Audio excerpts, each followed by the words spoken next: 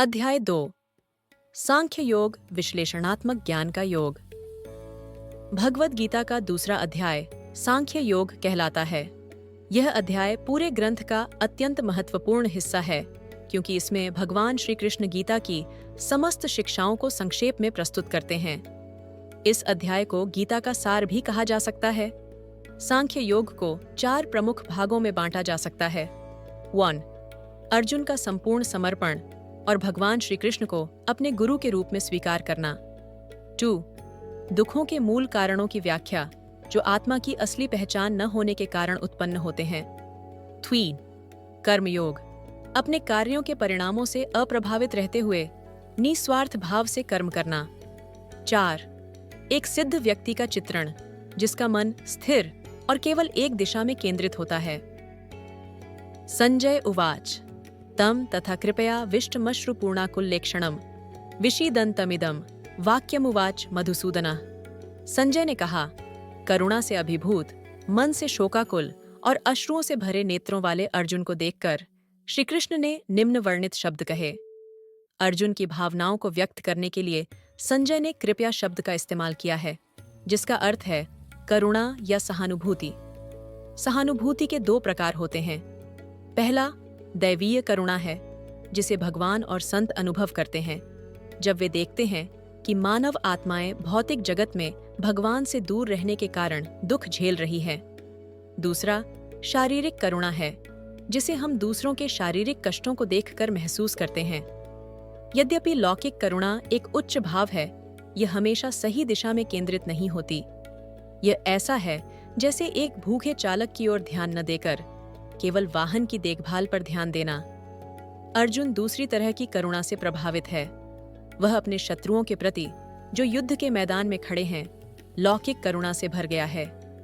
गहरे शोक में डूबे अर्जुन की निराशा यह दर्शाती है कि उसे स्वयं करुणा की बहुत आवश्यकता है, जिससे यह प्रतीत होता है कि अन्य लोगों के प्रति उसकी करुणा का कोई ठोस आधार नहीं है।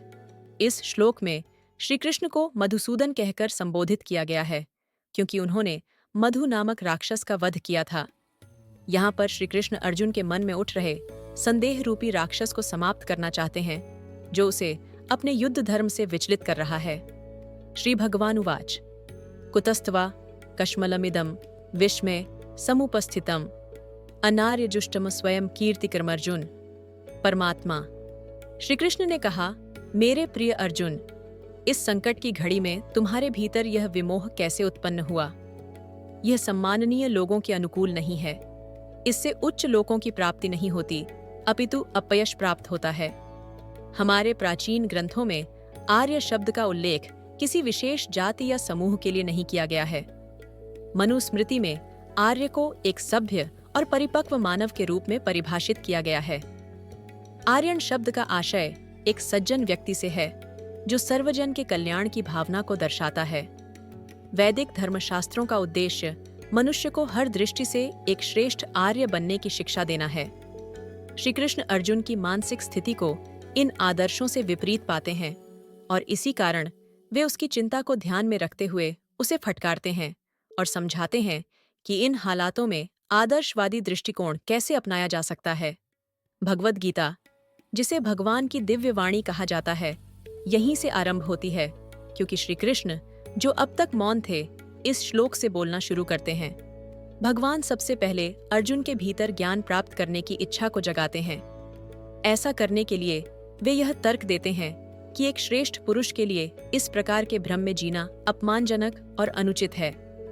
इसके बाद वे अर्जुन को बताते हैं कि झूठे मोह का परिणाम दुख, अपयश और जीवन में असफलता के रूप में मिलता है, जिससे आत्मा का पतन होता है। भगवान श्री कृष्ण अर्जुन को सांत्वना देने के बजाय उसकी वर्तमान मानसिक स्थिति को देखते हुए उसे और अधिक व्याकुल करना चाहते हैं। जब हम चिंता में होते हैं तो हमें दुख का अनुभव होता है क्योंकि यह आत्मा की स्वाभाविक स्थिति नहीं है। यदि यह असंतोष सही दिशा में बढ़ता है तो यह वास्तविक ज्ञान की खोज के लिए एक प्रेरक शक्ति बन सकता है। संदेह का सही समाधान मनुष्य को गहरे ज्ञान की प्राप्ति में सहायता करता है। इसी कारण भगवान कभी-कभी जानबूझकर मनुष्य को कठिनाई में डालते हैं ताकि वह अपनी उलझनों को हल करने के लिए ज्ञान की खोज करने पर मजबूर हो जाए। और जब उसका संदेह पूरी तरह से मिट जाता है, तो वह व्यक्ति उच्चतम ज्ञान की अवस्था को प्राप्त करता है।